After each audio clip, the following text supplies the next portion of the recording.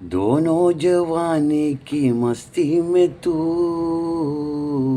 है मेरा कसूर ना तेरा कसूर ना मैंने सिग्नल देखा ना तूने सिग्नल देखा ആക്സിഡൻ്റ് ഹോ ഗയാ രപ്പാ രപ്പാ. ഞാൻ ഈ പാട്ട് പാടിയത് ഒരു രസകരമായൊരു സംഭവം പറയാൻ വേണ്ടിയിട്ടാണ്. അതായത് ഈ പാട്ടിൻ്റെ അർത്ഥം നിങ്ങൾ മനസ്സിലാക്കണം. നമ്മൾ മൊഞ്ചുള്ള അർത്ഥ ना मैंने सिग्नल देखा ना तूने सिग्नൽ देखा ആക്സിഡൻ്റ് ഹോ ഗയാ രപ്പാ രപ്പാ. ഞാനും സിഗ്നൽ കണ്ടിട്ടില്ല, നീയും സിഗ്നൽ കണ്ടിട്ടില്ല, ആക്സിഡൻ്റ് ആയി. അതാണ് ഒരു പെണ്ണിൻ്റെയും ആണിൻ്റെയും ജീവിതത്തിൽ സംഭവിക്കുന്നത്. രണ്ടുപേരും സിഗ്നൽ പ്രവചിക്കാൻ പറ്റില്ലല്ലോ. രണ്ടുപേരും സിഗ്നൽ കണ്ടിട്ടില്ല, ആക്സിഡൻ്റ് ആയി. അതായത് ഞാൻ മനസ്സിലാക്കിയത് ഒരു 100ൽ 80% ആൾക്കാർ ജീവിക്കുന്നത്, ഭാര്യയും ഭർത്താവും ജീവിക്കുന്നത് ഒരു അഡ്ജസ്റ്റ്മെൻറ്റിലാണ്. Not understand, adjustment. അങ്ങനെ അഡ്ജസ്റ്റ്മെൻറ്റ് ചെയ്തിട്ട് ഭർത്താവിനെയും കൊണ്ടുപോകുന്നു, ഭർത്താവ് ഭാര്യനെയും കൊണ്ടുപോകുന്നു.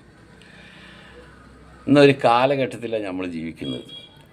ഈ കാലഘട്ടത്തിൽ ഒരു പ്രസക്തമായ ഒരു ഹദീസ് ഉണ്ട്. സുബ്ഹാനല്ലാഹ്, പ്രസക്തമായ ഈ കാലഘട്ടത്തിൽ. അന്ന് അള്ളാൻ്റെ റസൂൽ ഈ കാലഘട്ടത്തിന് പറഞ്ഞ ഹദീസാണോ എന്ന് നമ്മൾ സംശയിച്ചു. അത്രക്കും നല്ലൊരു ഹദീസാണ്.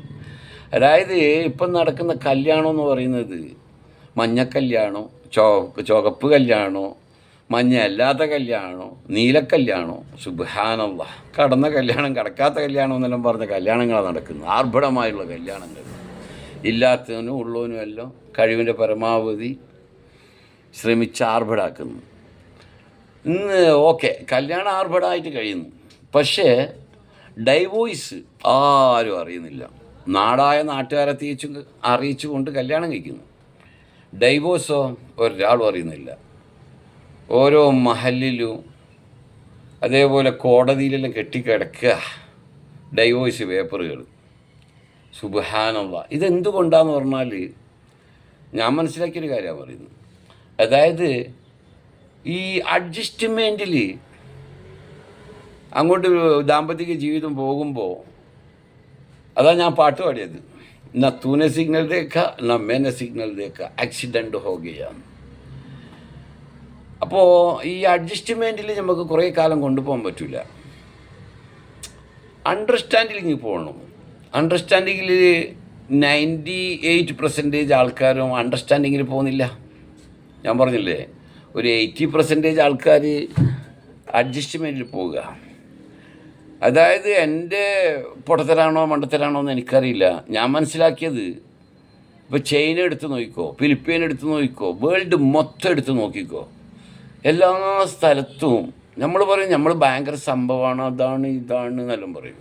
എല്ലാം ശരിക്കും പറഞ്ഞു കഴിഞ്ഞാൽ അർഹതയില്ലാത്ത ഒരു അംഗീകാരം എന്ന് പറഞ്ഞ പോലെ ഒരു പൊങ്ങച്ചത്തിന് പറയുന്നതാണ്.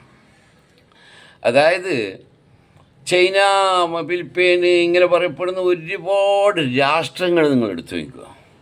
അവിടെയെല്ലാം പെണ്ണിൻ്റെ ഭരണമാണ് നടക്കുന്നത്. ഇനി ഇന്ത്യയിലെടുത്തോ, കേരളത്തിലെടുത്തോ, എല്ലാ സ്ഥലവും നിങ്ങളൊന്ന് നോക്കിയിട്ടൊന്ന് ചിന്തിച്ച് നോക്കിയാൽ പെണ്ണ് ഭരണമാണ് നടക്കുന്നത്. ഓക്കെ, പിന്നെ അതില്ലാത്ത കുറച്ച് രാഷ്ട്രങ്ങളുണ്ട് കേട്ടാ. അതിൽ ഒന്ന് എനിക്ക് പറയാനുള്ളത്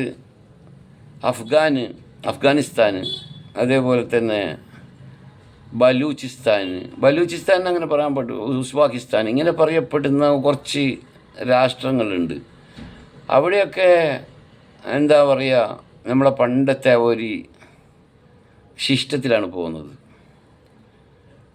കാരണം ഞാൻ ഒരു വർഷത്തോളം ഞാൻ ഈ പറഞ്ഞ ബുറേമി എന്ന് പറഞ്ഞ സ്ഥലത്തുണ്ടായി. അവിടെ അഫ്ഗാനികൾ ഇഷ്ടംപോലെ ഉണ്ടായിരുന്നു. അവരെത്ര തന്നെ നമ്മൾ വർണ്ണിച്ച് പറഞ്ഞു ഞാൻ തീരൂല കേട്ടാ. അവരിൽ 90% ആൾക്കാരും 80% ആൾക്കാരും അവിടെ ഉള്ളവരാണ് പറയുന്നത്. അവർ കൺസ്ട്രക്ഷൻ വർക്കിൻ്റെ ഫീൽഡിലുള്ളവരാണ്. അവർ സുബഹി നിസ്കാരം കഴിഞ്ഞ ഉടനെ ജോലിക്ക് പോയി. ഒരു 3 മണി 4 മണിക്കേക്ക് അവരെത്തി. വേഗം കുളിച്ച് ഫ്രഷായിട്ട് അവരിങ്ങോട്ട് വരുന്ന കാണുമ്പോൾ ഞങ്ങൾ വിചാരിക്കുമോ പള്ളിയിലെ ഖത്തീബ് വരുന്നതാണ്. അതേസമയത്ത് നിങ്ങൾ നോക്കിയിട്ട് നമ്മളെ ഇന്ത്യ, ബംഗ്ലാദേശ്, ഈ പറയപ്പെടുന്ന നാട്ടിലുള്ള കൺസ്ട്രക്ഷൻ വർക്കിൻ്റെ ആൾക്കാരെ കോലം കെട്ടി നടക്കുന്ന ഒരവസ്ഥ നോക്കിയാൽ, ഞാൻ കൺസ്ട്രക്ഷൻ വർക്കുകാരനാണെന്ന് അറിയിച്ചുകൊണ്ട് നടക്കുന്നു. ഇവരെല്ലാം കാണുമ്പോൾ ശരിക്കും പറഞ്ഞു കഴിഞ്ഞാൽ പള്ളിയിലെ കത്തി വാങ്ങലും തോന്നിപ്പോവും. അത്രക്ക് മൊഞ്ചിൽ അവിടെ ഡ്രസ്സ് ചെയ്തിട്ട് 5 നേരത്തെ നിസ്കാരത്തിന് അങ്ങോട്ടും ഇങ്ങോട്ടും ആക്കാതെ ഞാൻ പറയുന്ന കൺസ്ട്രക്ഷൻ വർക്ക് എന്നെല്ലാം പറഞ്ഞ് കഴിഞ്ഞാൽ മനസ്സിലാക്കണം ഞങ്ങൾ. അങ്ങനെ ആ കൺസ്ട്രക്ഷൻ വർക്ക് ഫീൽഡിലുള്ള പോലും ആൾക്കാർ പോലും ഒരു നിസ്കാരം അങ്ങോട്ടും ഇങ്ങോട്ടും ആക്കുന്നില്ല എന്നുള്ളതാണ്. മാഷാ അല്ലാഹ്. അങ്ങനെ മഞ്ഞ കല്യാണം, ആ കല്യാണം, ഈ കല്യാണം എന്നെല്ലാം പറഞ്ഞ് ഞങ്ങളുള്ള കളിയിൽ എന്തെങ്കിലും കളിച്ച് ഇങ്ങനത്തെ ഒരു അവസ്ഥയിലാണ് നമ്മളെ നാട്ടിൻ്റെ പോക്കുള്ളത്. അപ്പോൾ ഞാനീ പറഞ്ഞു വരുന്നത് എന്താണെന്ന് പറഞ്ഞാൽ, നമ്മൾ അഡ്ജസ്റ്റ്മെൻറ്റിൽ പോകണം, അണ്ടർസ്റ്റാൻഡിങ് പോകണം. അഡ്ജസ്റ്റ്മെൻറ്റിൽ പോയാൽ വല്ലാത്തൊരു വിഷമാണത്. അവിടെ ആത്മാർത്ഥ സ്നേഹം വരുന്നില്ല.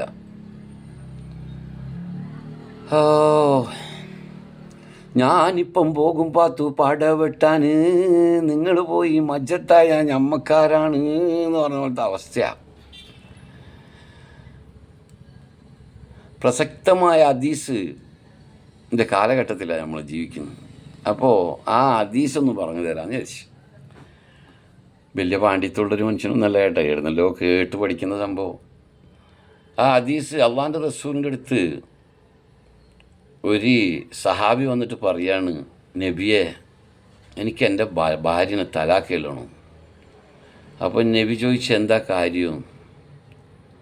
അങ്ങനെ ആ സഹാബി പറയാണ്, ഞാൻ ബിസിനസ് പരമായിട്ട് ഇങ്ങനെ ലബനാനിലേക്കോ സിറിയയിലേക്കാ പറ്റുമോ പോകുന്ന സമയത്ത് എൻ്റെ കുട്ടിക്ക് സുഖയിലുണ്ടായിരുന്നു. അങ്ങനെ കുട്ടി നല്ലോണം പനിക്കുന്നുണ്ടായി. ഞാൻ പോയിട്ട് വന്ന സമയത്ത് ഞാൻ എൻ്റെ ഭാര്യനോട് ചോദിച്ച് നമ്മളെ കുട്ടി എന്ത് ചെയ്യുന്നു? അന്നേരം പറഞ്ഞ് കുറേ ദിവസത്തിന് ശേഷം വന്നതായിരിക്കും. അന്നേരം പറഞ്ഞ് ഭാര്യ പറയാണ്, അവൻ സുഖമായിട്ട് ഉറങ്ങുകയാണ്. അങ്ങനെ എന്നെ കുളിപ്പിച്ച് എനിക്ക് ഭക്ഷണം തന്ന് ഞാനും അവളും സുഖമായി ശയിച്ച് ഇതിന് ശേഷമാണ് എൻ്റെ ഭാര്യ എന്നോട് പറയുന്നത്, ഞാനൊരു കാര്യം പറയട്ടെ, നമുക്ക് അള്ള തന്ന അമാന അള്ള തിരിച്ചെടുത്തിരിക്കുന്നു. ഞാൻ ചോദിച്ചു കാര്യം വ്യക്തമായി പറ. അതായത് നമ്മളെ മോന് അള്ള തന്ന അമാന അള്ള തിരിച്ചെടുത്ത് ഞാൻ നമുക്ക് ദേഷ്യം പിടിക്കാൻ പറ്റില്ലല്ലോ. ഞങ്ങളെ മോന് നിങ്ങൾ വരുന്നതിൻ്റെ കുറച്ച് സമയം മുമ്പ് മരിച്ചുപോയി. ഞാൻ ചുറ്റിയിട്ട് മേലയിൽ വെച്ചിരിക്കുകയാണ്. അയാൾ ഞെട്ടി, അയാൾ കോരിത്തരിച്ച്, അയാൾ ഓടി റസൂലുള്ളാഹിൻ്റെ അടുത്ത് പോയിട്ട് പറഞ്ഞ് എനിക്ക് തലാക്കല്ലാണ്. അപ്പോൾ റസൂലുള്ളാഹ് പറഞ്ഞ്, ജിബ്രീൽ മുഖേന പറഞ്ഞ്, അവൾ സ്വർഗത്തിലാണ്. ഇന്നത്തെ ഒരവസ്ഥ ചിന്തിച്ച് നോക്കിയാൽ പെണ്ണെല്ലാം ആണായി, ആണെല്ലാം പെണ്ണായി. ഇതാരും തുറന്നു പറയുന്നില്ല എന്നുള്ളതാണ്. അതാണ് ഞാൻ പറഞ്ഞത്, അഡ്ജസ്റ്റ്മെൻറ്റിൽ പോവുകയാണ്. കുറ്റപ്പെടുത്തൽ എവിടെ നോക്കി, സീരിയൽ കണ്ടാലും ശരി, സിനിമ കണ്ടാലും ശരി, ഏത് കണ്ടാലും ശരി, ഇതിൻ്റെ എല്ലാം ഒരു ഭാഗം എടുത്ത് നോക്കുമ്പോൾ ഈ സിനിമ, ഈ യൂട്യൂബ്, ഈ കളികൾ. റസൂലുള്ളാഹിൻ്റെ അടുത്ത് ഒരു സഹാബി വന്നിരുന്നപ്പോൾ 2 ബീബിമാർ അവരെ മുമ്പിൽ വന്നിരുന്നപ്പോൾ റസൂലുള്ളാഹ് പറഞ്ഞ് നിങ്ങൾ എഴുന്നേറ്റ് പോകും. അന്നേരം ബീബിമാർ പറയാണ് അവർക്ക് കണ്ണ് കാണുന്നില്ലല്ലോ. അന്നേരം നബി പറഞ്ഞ് അവർക്ക് കണ്ണ് കാണുന്നില്ലെങ്കിലും നിങ്ങൾക്ക് കണ്ണ് കാണുന്നുണ്ടല്ലോ, നിങ്ങൾ ഉള്ളിൽ പോന്നു. ഭയങ്കര പ്രസക്തമായ ഹദീസുകളാണ് കേട്ടാ. ഈ വെറുതെ പറഞ്ഞൊന്നല്ല. ഖുർആൻ മലൻ്റെ മേലിൽ ഇറക്കുകയാണെങ്കിലും മല തന്നെ പൊട്ടിച്ചിതറിപ്പോകും. ഞങ്ങൾ ഈ അർത്ഥത്തിലേക്ക് ഉൾക്കാഴ്ചയോടെ നമ്മൾ കാണാത്തത് കൊണ്ടും പോകാത്തത് കൊണ്ടുമാണ് ഞങ്ങൾക്ക് ഇതിൻ്റെ അർത്ഥം ശരിക്കും വ്യക്തമാകാണ്ട് പോകുന്നു. കേൾക്കുന്ന കാതിലൂടെ വിടുന്നു. അതൊന്നുമല്ല. അങ്ങനെ ആ സ്ത്രീയെ എനിക്ക് എൻ്റെ ഭാര്യനെ തലാക്ക് ചെല്ലണമെന്ന് പറഞ്ഞപ്പോൾ റസൂലുള്ളാഹ് പറഞ്ഞ് അവർ സ്വർഗത്തിലാണ്. ഇന്ന് സുബ്ഹാനല്ലാഹ് നിസ്സാരമായ കാര്യത്തിന് ഞങ്ങളെ എന്താ പറയുക, കുറ്റപ്പെടുത്തുന്നൊന്നല്ല. ഞങ്ങൾക്ക് വേണ്ടി അവരൊരുപാട് കഷ്ടപ്പെടുന്നുണ്ട്. നമ്മളെ ഷഡ്ഡിയും ബനിയനും എല്ലാം അലക്കി തരുന്നുണ്ട്. നമ്മളെ മക്കളെ പോറ്റുന്നുണ്ട്. അവരെ ശരിക്കും പറഞ്ഞു കഴിഞ്ഞാൽ ബഹുമാനിക്കാത്തത് കൊണ്ടാണോ, അവർക്ക് അവരുടേതായ വിലയും നിലയും കിട്ടാത്തത് കൊണ്ടാണോ അവരിങ്ങനെ ആയിപ്പോയതെന്നും നമുക്ക് പറയാൻ പറ്റില്ല. നമ്മളെ കുറവ് കൊണ്ടാകണം എന്നാണ് ഞാൻ വിചാരിക്കുന്നത്. ഞങ്ങളെ കുറവ് കൊണ്ട് തന്നെ ആയിരിക്കും ഈ പ്രശ്നങ്ങൾ തികച്ചു ഉടലെടുത്തുകൊണ്ടിരിക്കുന്നത് എന്നാണ് എൻ്റെ ഒരു കാഴ്ചപ്പാട്. അപ്പോൾ ഞങ്ങളും ഒരുപാട് മാറാനുണ്ട്, അവരെ ഞങ്ങൾ ഒരുപാട് മാറ്റാനുമുണ്ട്. അള്ളാൻ്റെ റസൂൽ പറഞ്ഞില്ലേ, സ്ത്രീകൾക്ക് 1% ബുദ്ധിയും പുരുഷനിക്ക് 99% ബുദ്ധിയാണെന്നും, സ്ത്രീകൾക്ക് 99% വികാരമാണെന്നും പുരുഷനിക്ക് 1% വികാരമുള്ളൂ എന്നൊക്കെ അള്ളാൻ്റെ റസൂൽ പറഞ്ഞ ഓരോരോ ഹദീസ് എന്ത് പ്രസക്തമാണ്, എന്ത് പ്രസക്തമാണ്. കല്യാണത്തിന് പാട്ട് പാടുന്ന കേൾക്കാം. മുത്തേ സത്തേ എന്ന് വിളിക്കും കാനൊത്ത് രാവ് ഇന്നാണ്, മാരൻ്റെ മനസ്സിൽ കുളിരി പകരണ നിക്കാഹ് രാവ് ഇന്നാണ്. ഓ, എന്ത് മൊഞ്ചുള്ള പാട്ടുകൾ, എന്തെല്ലാം മൊഞ്ച്. പക്ഷെ അത് പ്രാവർത്തികമാക്കാൻ കഴിയാതെ പോകുന്നത് വല്ലാത്തൊരു നഷ്ടമാണ് കേട്ടാ, വല്ലാത്തൊരു നഷ്ടമാണ്. ए हसीना नकाब डाल उबलता शबाब है, ए हसीना नकाब डाल उबलता शबाब है, जिस मस्तियों को छोड़ ज़माना बहुत ख़राब है. ഇതിൻ്റെ അർത്ഥം നിങ്ങൾക്ക് അറിയായിരിക്കും, എന്നാലും ഞാൻ പറയാം. മൊഞ്ചത്തി നക്കാബ് ഇടാൽ, അതായത് കണ്ണിൽ ഇടുന്ന ആയതുണ്ടല്ലോ, പുറത്തിട്ടതിന് ശേഷം കണ്ണ് മൂടിയിടുന്നത്, അതിന് നക്കാബ് എന്ന് പറയും. നക്കാബ് എന്ന് പല സംഗതിക്കും പറയും നക്കാബ്. ഡാൽ, നീ ഇടത്. ഉബൽത്ത ഷബാബ് ഹേ, തിളച്ചുകൊണ്ടിരിക്കുന്ന കൗമാരപ്രായാണ് നിൻ്റെ, തിളച്ചുകൊണ്ടിരിക്കുക. ഹസീന നക്കാബ് ഡാൽ ഉബൽത്ത ഷബാബ് ഹേ ജിസ് മസ്തിയോं को छोड़, ഈ കുരുത്തക്കേടെല്ലാം വീട് നീ. ജമാന ബഹുത് ഖറാബ് ഹേ, കാലം വല്ലാത്ത മോശത്തിലാണ്. മാഷാ അല്ലാഹ്, മാഷാ അല്ലാഹ്.